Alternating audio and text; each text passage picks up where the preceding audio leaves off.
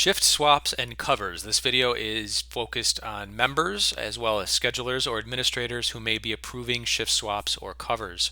Swaps or covers can be auto-approved or require scheduler approval. That is a configuration setting that is organization-wide within eSchedule. So your organization may allow swaps and covers to happen automatically, or it may go through an approval process by a scheduler or administrator. So keep that in mind as you watch this video. There's a few different things to talk about, swaps being the first. That is when two members agree to swap shifts. Member number one initiates the swap in eSchedule. Member number two then has to log into eSchedule and approve that via the My Swaps screen. We'll show you that. And then if necessary, a scheduler as a last step would approve the swap, and then the schedule would get updated at that point. A cover is when one member agrees to cover for another or work for someone. So these are, someone has a scheduled shift, and it's not necessarily a swap, it's just someone else is going to work on their behalf. Member number one who was looking for help will initiate the cover. The person who's agreed to cover will also have to log in and approve that via the My Swaps screen. And then again, the last step is if necessary, a scheduler would also approve that, at which point the schedule would get updated and both members would be notified, potentially via email or text message, depending on your notification settings. We also offer what's called a cover board or a swap board.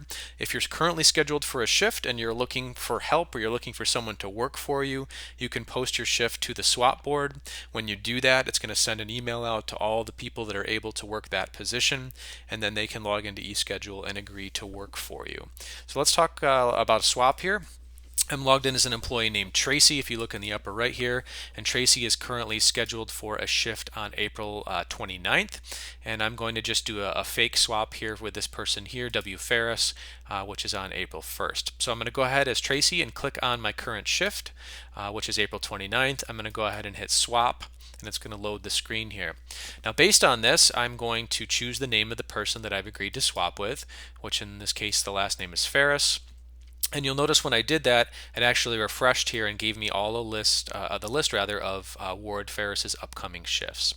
So Ward has agreed to swap with me for May 1st. So I'm going to go ahead and select the shift that we're swapping. Now, if you're looking farther out to swap, you can go ahead and change the date range here. So maybe you're doing a swap out in July. You're going to need to go ahead and update the date range here. Hit go, and that'll give you some additional shifts to choose from in the pull down. So again, 429 is going to swap with May 1st with Ward. I'm going to go ahead and hit continue. I'm going to confirm the times here. You can, in many cases, depending on your organization settings, allow for a partial shift swap. So if people are just going to cover for half the shift, you're also able to do that by adjusting the times here. But for the demonstration purposes, I'm just going to go ahead and do the entire swap. At that point, the screen's going to refresh, and you'll notice that Tracy has a pending shift swap right here. Now at this point, Ward needs to agree to do it. I'm going to flip over to my other screen here.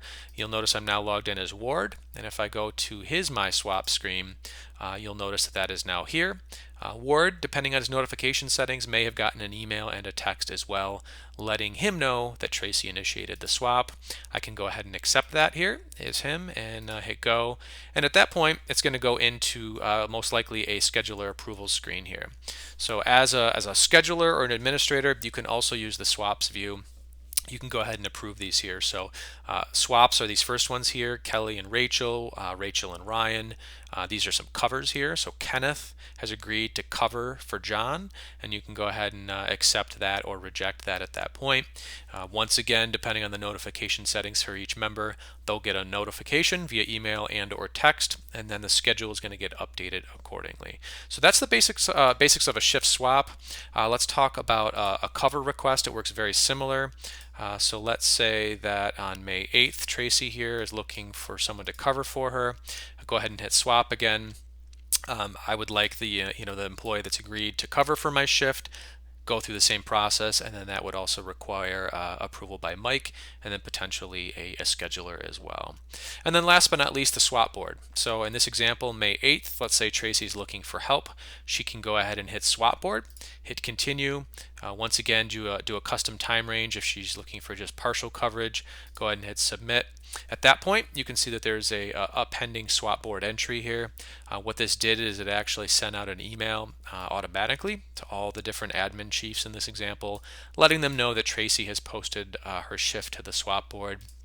These are also viewable on the dashboard here. So under swaps and covers, you'll notice Tracy Corona's shift is here, waiting approval, or actually waiting for someone to work for her. And then you'll notice there's the status of any swaps or covers that are down here as well. This one's happens to be an old one that we were testing with. So that's the basics of scheduling and swaps and covers. If you have any questions on this process or you need more information, please reach out to our support team. Thanks for watching.